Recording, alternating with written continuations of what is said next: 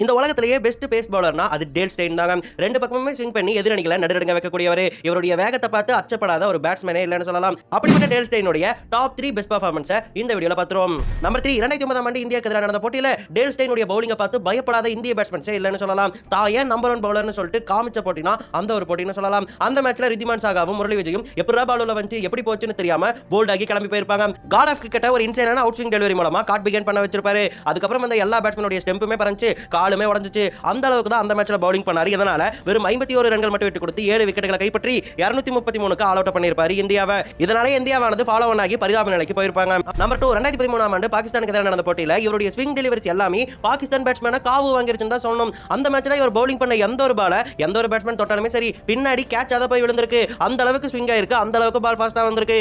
இதனாலேயே அவருடைய பால தொடவே பயந்தாங்க பாகிஸ்தான் கிரிக்கெட்டர்ஸ். ஏன்னா தொட்ட எல்லா பாலுமே கீப்பருக்கோ ஸ்லிப்புக்கோ எட்ஜ் புடுங்கி போய்கிட்டே இருந்துச்சு. ஒரு யங்ஸ்டர் ஸ்விங் எப்படி பண்ணணும்னு கத்துக்கணும்னு சொன்னா இந்த மேட்சை பார்த்து கத்துக்கலாம். இவருடைய மந்திர கைகளால அன்னைக்கு பாகிஸ்தான் 49க்கு ஆல் அவுட் ஆகி இருந்தாங்க. அந்த மேட்ச்ல இவர் 8 ரன் மட்டும் விட்டு கொடுத்து 6 விக்கெட்டுகளை தூக்கி இருந்தாரு. நம்பர் 2014 T20 வேர்ல்ட் கப் நியூசிலாந்துக்கு எதிராக சவுத் ஆப்பிரிக்கா ஆடிட்டு இருந்தாங்க. கடைசி ஓவரை ஸ்டெயின் போட வந்தாரு. கடைசி 6 பாலுக்கு 7 ரன் நியூசிலாந்துக்கு தேவை.